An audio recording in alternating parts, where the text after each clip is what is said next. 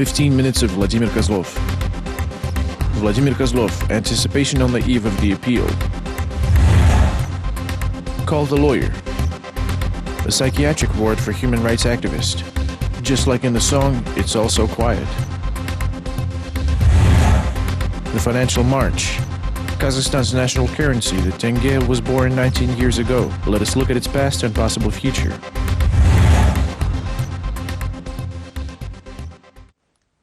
Vlast KZ на канале kplus. Hello, I'm Asylbek Abdulov and welcome back to Vlast KZ on KplusTV.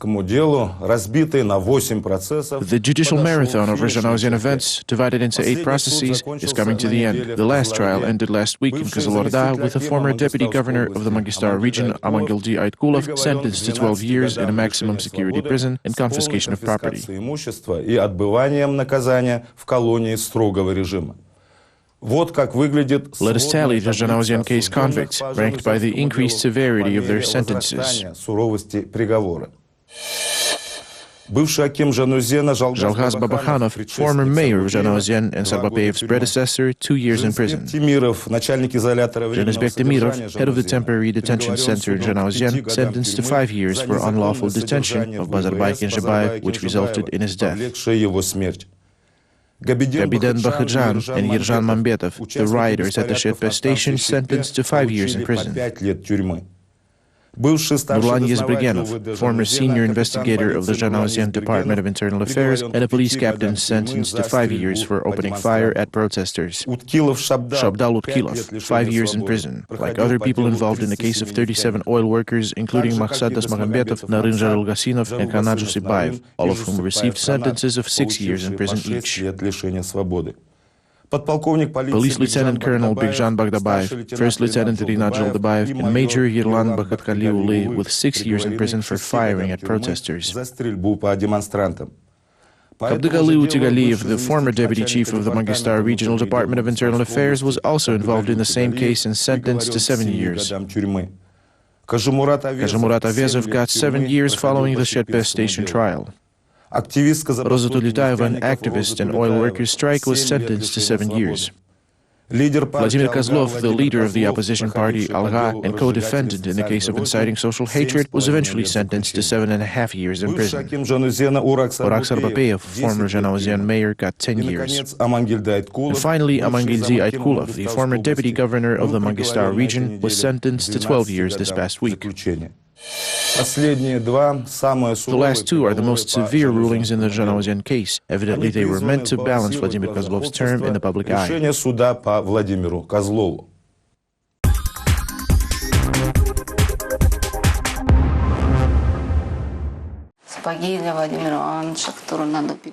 These boots are for Vladimir Kozlov. I bought them because they had neither laces nor zipper, to comply with the prison security policy.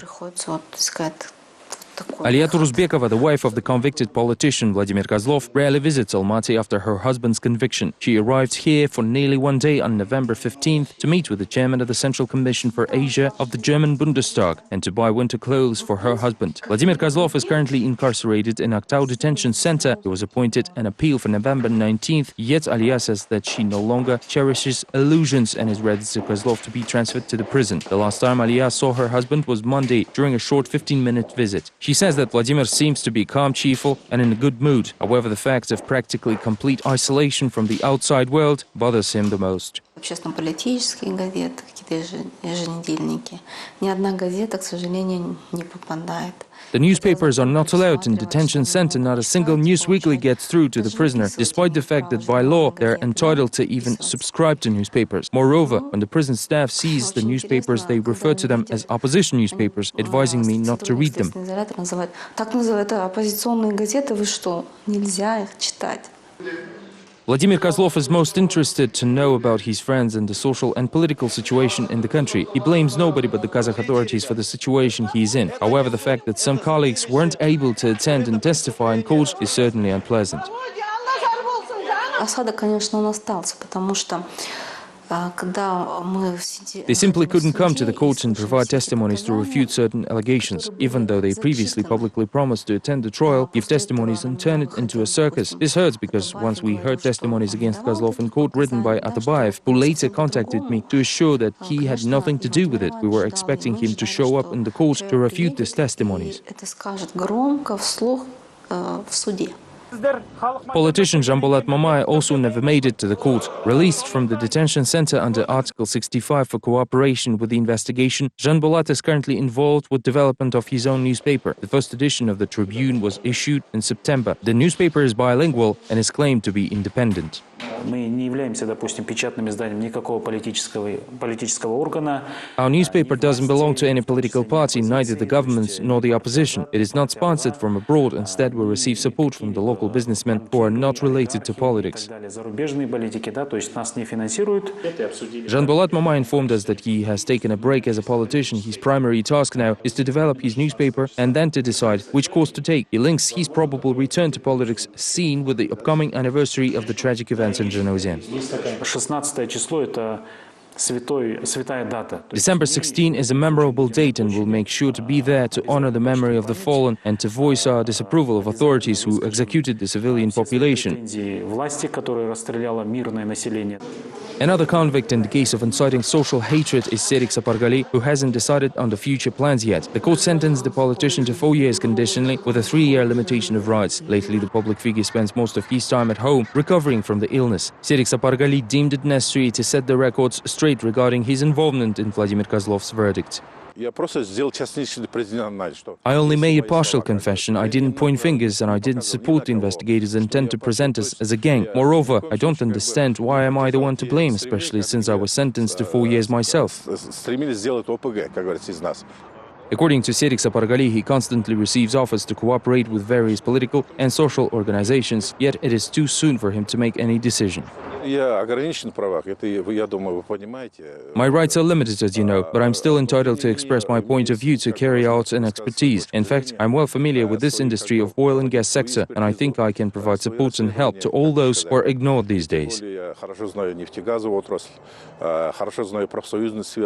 This week, the human rights activists and state media were focused on voting for Kazakhstan to join the Human Rights Council of the UN. Kazakhstan was elected to UN Human Rights Council for a 2-year term, along with 17 other states, to improve the situation of human rights in the world. In this regard, the Ministry of Foreign Affairs even called for an emergency morning briefing. За кандидатуру Казахстана проголосовали 183 государства из 190. 183 countries out of 193 UN member states voted for the candidacy of Kazakhstan. The number of received votes ranked it the 5th best among the 18 new member states of United Nations Human Rights Council. Государств-членов Комитета по правам человека. Other Asian states elected by the body included Japan, Pakistan, South Korea and United Arab Emirates. It's quite a controversial mix, especially considering that previously China and even Libya with Gaddafi were the members of the UN Commission on Human Rights, which has been eliminated for representing not the most humane political regimes. С одной стороны, да, можно сказать, что это огорчило. I was disappointed on one hand. However, on the other, considering that it couldn't be avoided, perhaps this is an opportunity for civil society to have the international society pay more attention to Kazakhstan's implementation of international agreements and covenants. Подписанных договоров и международных пактов. In the meantime, a special committee with the best deciphers and analysts was held in Aktau detention center. The telegram from Poland addressed to Vladimir Kozlov was their agenda. It contained the wording that Warsaw horse will soon become a Trojan horse for the Kazakh. However, the NSC is convinced that Polish notified Kozlov on the planned prison break and therefore cancelled his trip to the dentist, which was scheduled for the next day. Пускай все высылают к Владимиру Ивановичу телеграммы. Let people from all over Europe send intricate and creative telegrams to Vladimir Kozlov mentioning the Trojan horse. This way we can ridicule the NSC for losing control only over one sentence. By the way, we've posted on our Facebook page that the best and most creative telegram author will receive an invitation to Warsaw as a New Year's gift.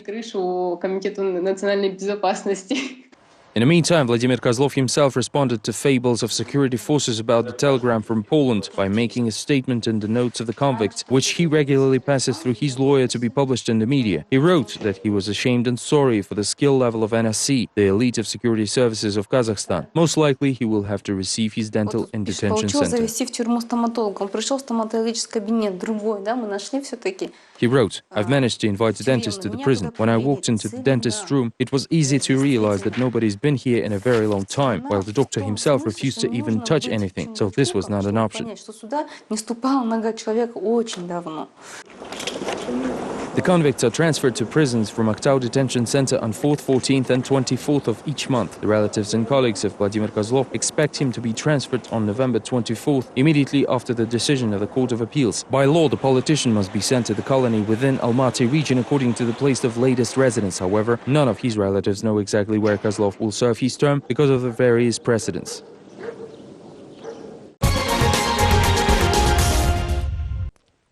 Международные правозащитные организации требуют, чтобы власти International human rights organizations demand the government of Kazakhstan to ensure a fair and impartial review of the appeal submitted by Vladimir Kozlov. According to Hugh Williamson, the director of the Human Rights Watch Europe and Central Asian Division, Kozlov's conviction is unsound because the charges against him are quite vague and in general do not correspond to the international agreements on human rights signed by Kazakhstan. в области прав человека, которые подписал Казахстан.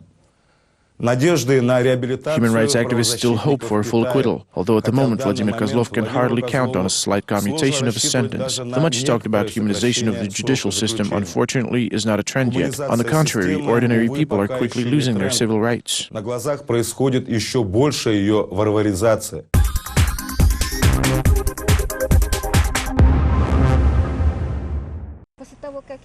After I was released from Talgar, they forcibly confined me here on December 12, 2011, only for the fact that I wrote a petition to the Supreme Court and the Ministry of Health. That is, I was defending my constitutional rights, and they invited me for a supposed conversation and left me here by force.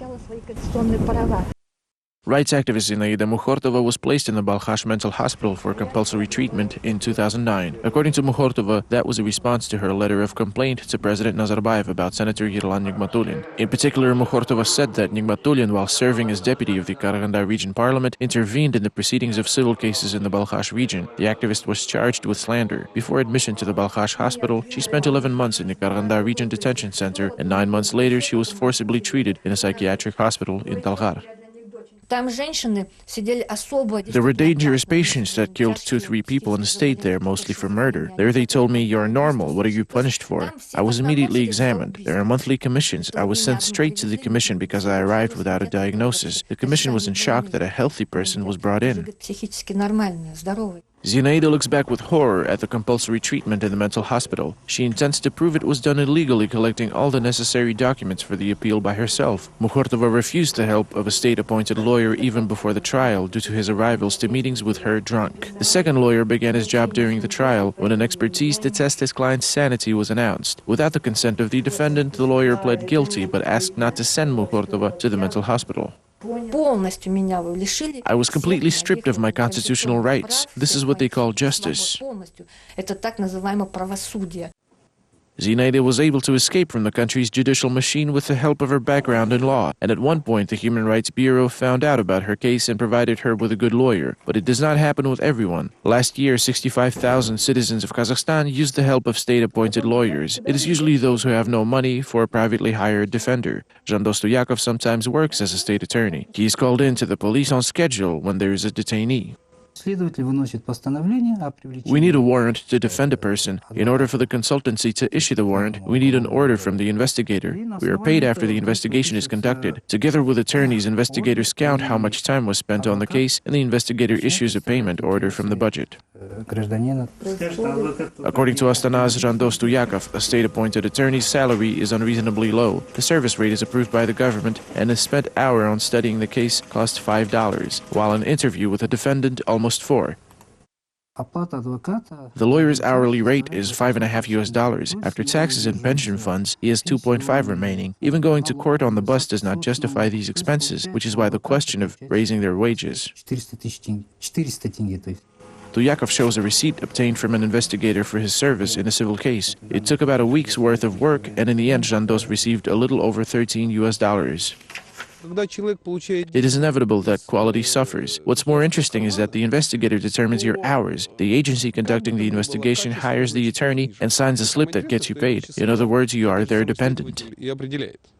Head of the country's Human Rights Bureau, Evgeny Zhovtis, believes the main issue of state lawyership is not only low wages and their financial disinterest, but also attorneys' dependence on the investigator. 70% of criminal cases in Kazakhstan involve state-appointed attorneys, and their wages are determined by the investigator. Zhovtis says the system needs changing. These consultations have to be created under the Bar Association, and wages have to be paid through them as administrators of these resources. Either that or create independent agencies, but never through the Department of Justice or other state or executive authorities. Evgeny Zhovtis expressed this proposal 4 years ago, prior to being imprisoned himself, and prior to the Justice Ministry's draft law on state-guaranteed free legal aid. A few months from now, the law will go to Parliament for approval, but for now the project does not spell out the conditions and requirements for state attorneys' selection process. Also, the law does not offer criteria for assessing the quality of their work. Work experience and specialization, or how does he or she match the needs of those who need assistance? In other words, the defendants may look at their qualifications and make sure this person would be able to help. The lawyer is currently appointed by the Bar Association, and the recipient may refuse his or her services. The system is underdeveloped and does not provide criteria. The norms of the offered legislation stipulate the attorney's work will be assessed from end-of-the-year reports that they need to turn in to the local association. A summary report from all associations goes to the Justice Ministry as the main authorized body. Evgeny Zhovtis offers the ministry to divide its controlling functions with the Bar Association and public organizations. In addition, the activist is against the ministry's exclusive role in keeping track of time and paying attorneys' fees. For instance, in neighboring Kyrgyzstan, such legislation came into force early this year. The National Council of State-Guaranteed Legal Aid is located in Bishkek, and a coordinator is placed in each region who monitors the actions of state lawyers. If he or she fails, their license is revoked. The lawyer gets around $100 for each case, no matter how many cases he or she works on. In order for them to receive the money, they must provide a report with documents confirming a qualified defense of their client.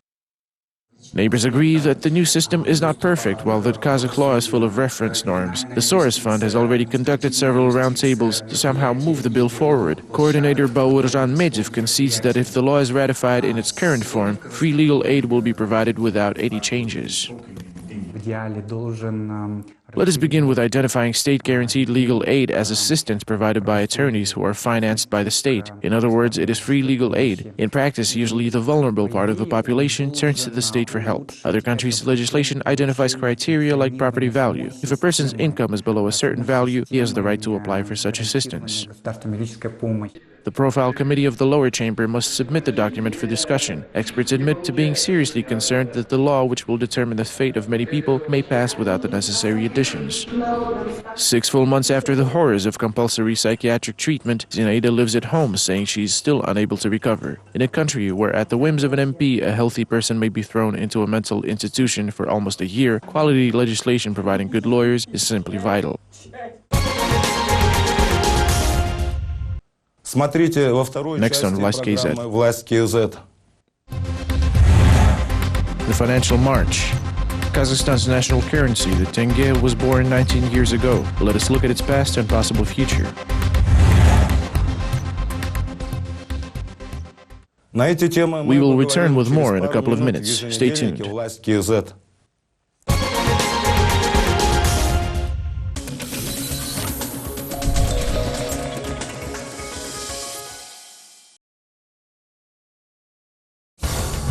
Главные события в Казахстане. Достоверные факты. Эксклюзивные комментарии. Читайте в Казахстане информационно-аналитический портал «Республика». Чтобы обойти блокировки, воспользуйтесь доменом respublicas.info. Вы окажетесь на так называемом прокси-портале. Специально разработанные канадскими специалистами по интернет-технологиям, прокси-порталы помогают пользователям получать информацию в тех странах, где блокируют интернет-ресурсы. В Китае, Иране, в Казахстане. Вы принимаете условия использования системы и попадаете на страницу информационно-аналитического портала «Республика». Материалы интернет-портала также доступны пользователям всемирной сети Facebook. facebook.com/respublica.kaz. Если вы хотите поделиться информацией, вам есть что рассказать, звоните в редакцию «Республики». Наши телефоны в Казахстане +7 727 273 92 95, в Москве +7 495 621 87 03. Новости Казахстана на казахском языке смотрите в 21:00 и далее каждый нечетный час.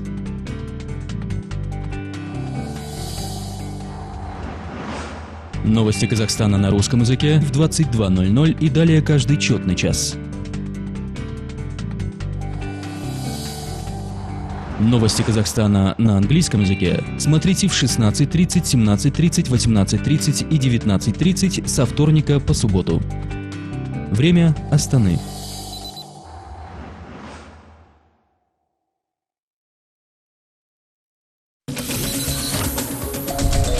Изготовление и размещение рекламы на канале KplusTV.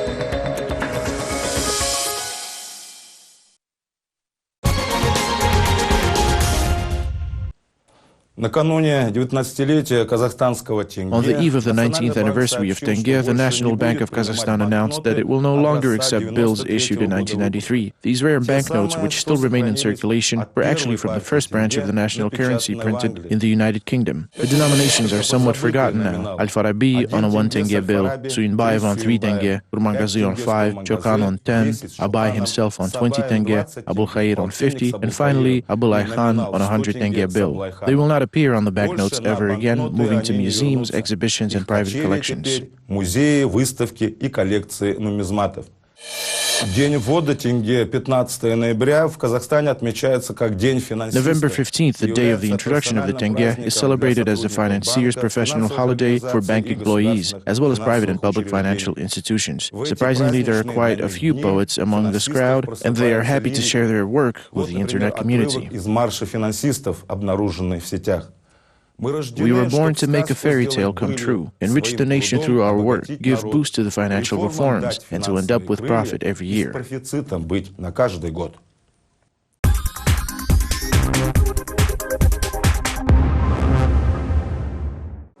The exhibition allows to chronicle coinage on the territory of Kazakhstan in its entirety, starting with the Turkic Khanate to our days.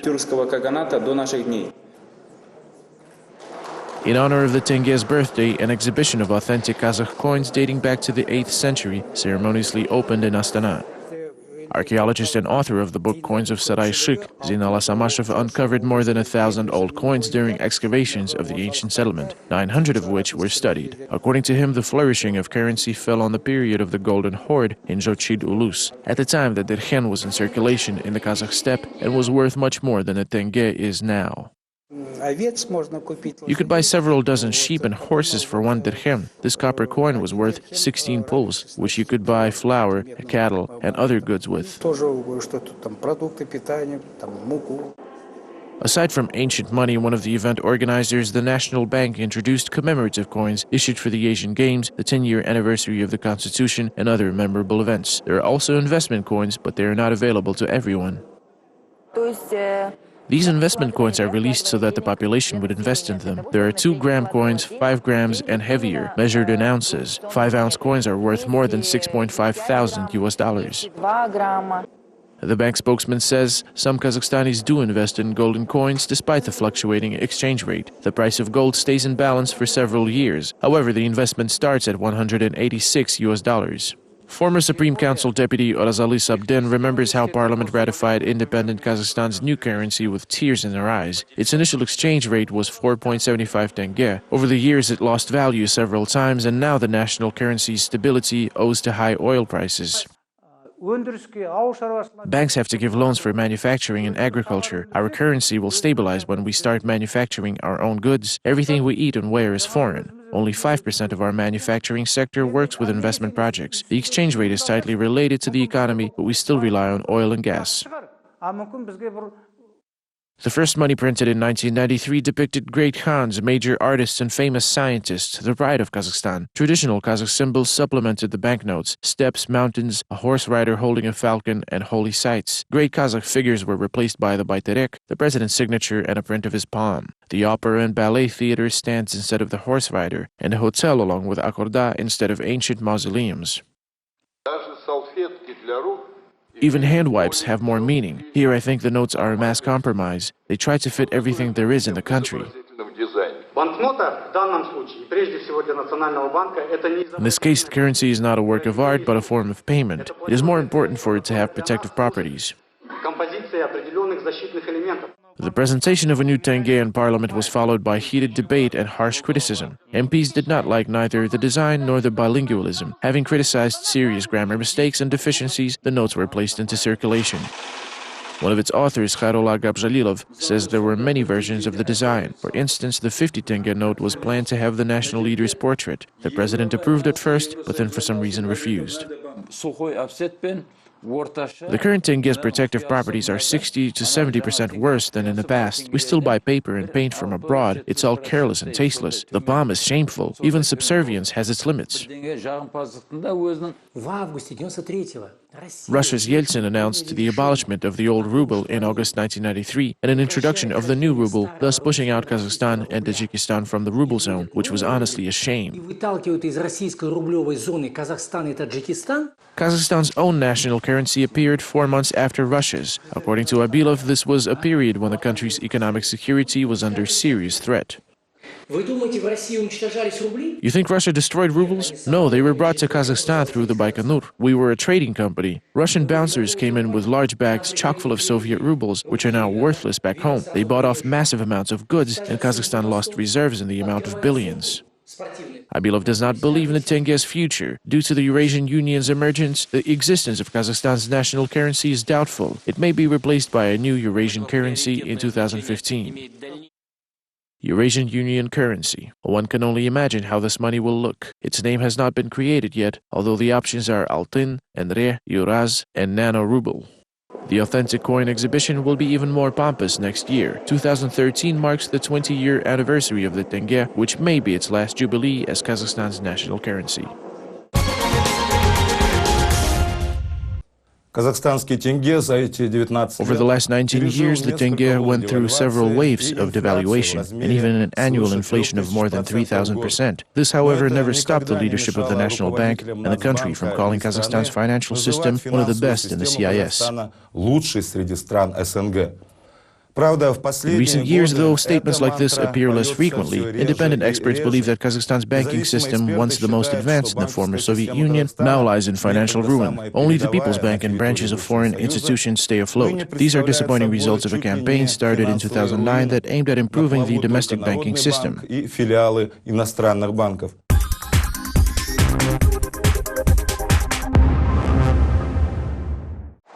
BT faced problems with debt payment in 2009 following the forced nationalization. This allowed lenders who questioned the prospects of BT to request the early repayment of the debt obligation to the bank, regardless of payback periods. BT in turn refused and declared a default. The trial was initiated in London by the lawyers of BT Bank against its former owner, Mukhtar Ablazov. On Friday, the judge, Nigel Tier, deprived Ablazov of the right to defend himself in the court. The internet site of BT Bank posted an information memorandum almost at the same time with this decision. The meaning of this enormously large, nearly 500-page document can be expressed in only one sentence. The foreign lenders are suggested to write off almost the entire debt of BTA. Otherwise, the authors of memorandum promised to freeze the bank assets or even file for bankruptcy. Moreover, the bankruptcy was promised to be held under Kazakhstan laws, which according to the authors of the report would mean that the lenders will not receive anything at all. Current attempt of restructuring the bank is the second in a row. The first one was made in 2010. Even then, the lenders already agreed to write off $11.6 billion, whereas authorities referred to this agreement as the deal of the century. This was unfortunately too soon. The success story didn't last long. In the fall of 2011, lenders started to wonder why couldn't the bank, cleared of previous commitments, establish a normal business. The worst fears of the lenders were fully confirmed as BTA Bank declared a default again in January of 2012, causing more negotiations. After this, there was an ongoing personnel reshuffle in the bank. Each new team promised to establish an order in the nationalized bank. What was really happening in the bank? Recently, the reporters of Bloomberg, the international news agency, managed to get acquainted with the materials of the bank's state audit.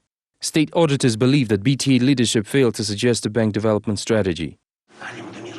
They had a completely different strategy. The auditors found that BTA representatives decided the issues of debt settlement based on so-called individual approach. In fact, some of these agreements have been signed bypassing the bank itself. According to Respublika newspaper, the former heads of certain investigation teams in the case of BTA Bank were charged with abuse of power. Lenders may agree to the new terms for restructuring the bank. They managed to have Samruk-Kazyna Fund allocate $1.6 billion for additional bailouts. Thus, the total amount spent by the state on the bank is about $9 billion, despite the fact that the outstanding debts of the BT Bank were written off. This story may in fact become part of the World History Chronicles as an example of enormous spendthrifting by the state. The total amount spent by the government of Kazakhstan in 2009 to save the national banking system is 6.5% of GDP, compared to 3.9% of GDP spent by the British authorities and 2.2% by the United States. What are the results of this operation? That's how the Samruk-Kazyna Foundation representatives see the situation in its review of the financial sector. The share of doubtful and bad loans within the structure of banks' loan portfolio is 73.7%. The negative trend of increasing arrears, the share of overdue payments in the total loan portfolio exceeded 30%. The last of the survivors of once powerful banking system is Kazkommertsbank. This bank had to make major concessions to the state in 2009. Unfortunately, it didn't save the business of Nurjan Subhanberdin. Information about the owners and managers of Kazkombank hastily disposing their assets and withdrawing money appeared on financial markets. The reason behind it was the latest business transaction on the Moscow real estate market. First, the sale of Ritz Hotel near Kremlin, and then information on receiving $750 million from the Russian savings bank. Also, the recent record loan issued against security of Metropolis shopping center. The next step would be selling this shopping center. Should the rumors of a predetermined destiny of Kazkommertsbank be confirmed, then it would be possible to say that the main achievements of the market reforms in Kazakhstan is the establishment of a powerful national banking system, which was not only developing its own market of financial services, but also managed to take a leading position on the territory of the former Soviet Union. What would the future banking system in Kazakhstan look like? In the short term, it will consist of three parts. The first part is Halyk Bank, which is controlled by the family of President Nazarbayev. What's going to happen to it once the government changes? One can only imagine. The second part consists of arrears the banks nationalized during the crisis. As of today, it is a heavy burden on the shoulders of the economy, and most likely they will try to get rid of it as soon as possible. Who would buy it? The representatives of the third group, which are the branches of foreign banks. They are in fact still the most dynamic group of the national financial market, according to Samruk-Kazyna Fund. The recent trend is the dynamic development of banks with foreign involvement, which have a leading position in terms of profitability. Affiliate bank Sberbank, Citibank and HSBC Bank of Kazakhstan has shown the growth of assets and loans. Currently, 19 banks in Kazakhstan, half of all registered, are subdivisions of foreign credit institutions. Therefore, there is no question about it. Soon the financial services sector will be controlled by foreign giants, just like anything else in the country. The staff of Radio Liberty Kyrgyzstan has once again raised the almost forgotten topic of PhoneGate. The so-called scandal that tapped telephone conversations of opposition leaders came into power after the April Revolution of 2010. In the conversations, members of the provisional government busily divided key positions and financial resources of the country among themselves. Who taped the talks still remains a mystery.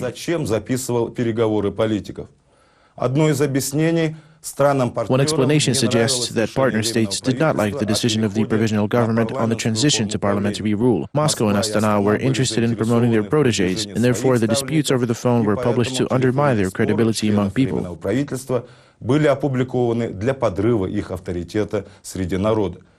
There's a strong belief that the answer is linked to tapping equipment bought in Russia in 2008 by Janusz Bakiyev, the former head of the State Security Service, and the exiled president's brother. Eavesdropping and tapping devices for the Sorum complex cost $7 million back then, but now can cause much more costly troubles. After all, there is no guarantee that someone somewhere is not collecting information through phone tapping right now. In this sense, no one can feel safe in Kyrgyzstan, say experts. At the same time, Bishkek is still getting the cool $1 billion allocated by Russia for military equipment. It looks like the Kremlin is in a hurry to quickly arm not only Kyrgyzstan, but also Tajikistan, a move obviously caused by the Afghan syndrome and geopolitical interests.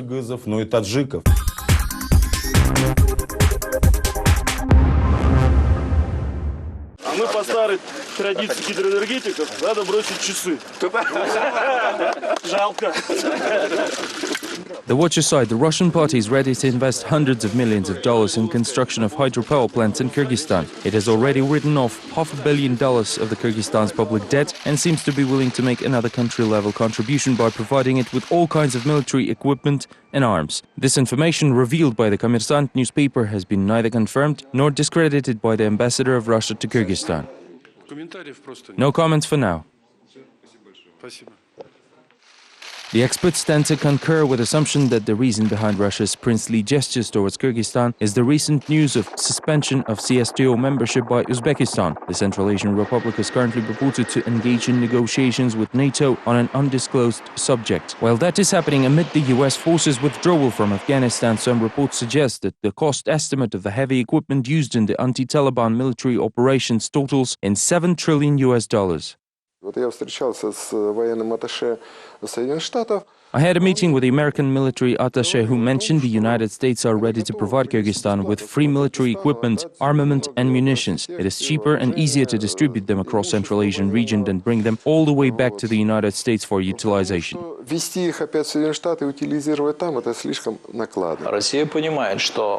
Russia understands that the poor, weak and unarmed Central Asian states may be easily tempted to enhance their military power with what the United States have to offer. That's why it is ready to provide Kyrgyzstan with $1.5 billion of financial assistance. The analysts are convinced that Russia has muffed its relations with Uzbekistan as Tashkent is unlikely to miss the opportunity to gain possession of NATO's armament. The probable reason for the Uzbek party's pro-American inclination was outlined in the recent statement of the country's president.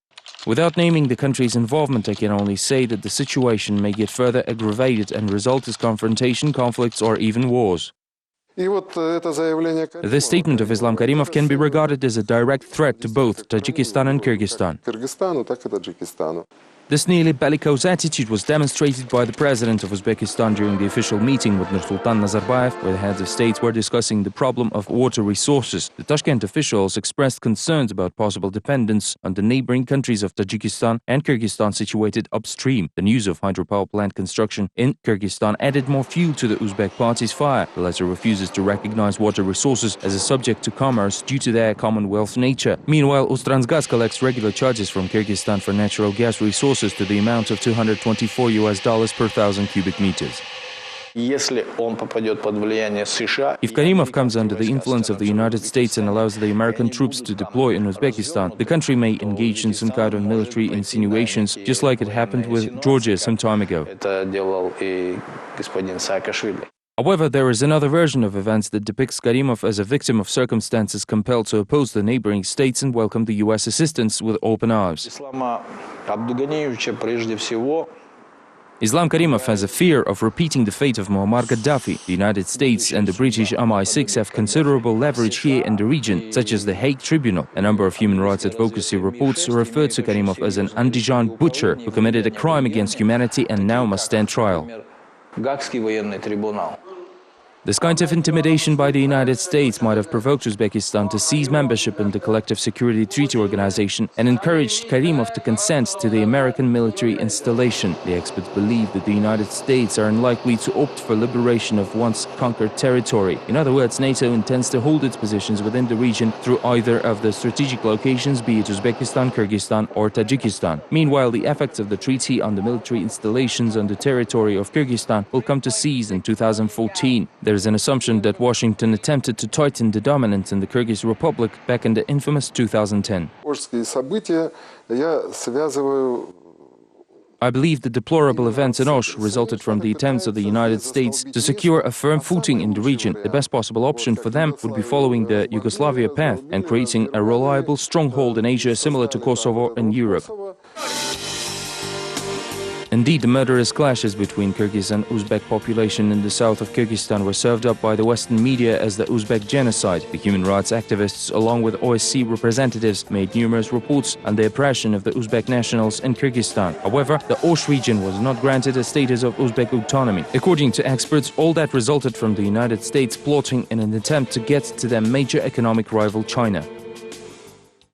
They're doing their best to stunt China's economic growth. One of the American military jokes suggests that the only way to stop China is war. And as we know, war always takes enormous human and material resources. The experts are convinced that the United States' presence in the Central Asian region provides a chance to kill two birds with one stone. China could be devastated by wars, while drug trafficking from Afghanistan would overwhelm Russia. That's why the Kremlin officials allegedly seek backing of Kyrgyzstan and Tajikistan by providing them with financial assistance and armament. As a side note, Bishkek expects to get new infantry combat vehicles, helicopters, field and stationary hospitals, and ground-to-air missiles. According to the Kommersant newspaper, the initial consignment of the Russian armament is expected expected to be shipped to Kyrgyzstan in the summer of 2013. Вы смотрели программу «Власть KZ». You were watching Vlast KZ on K+. Trends, highlights, personalities. Goodbye. Всего вам доброго и до новых встреч.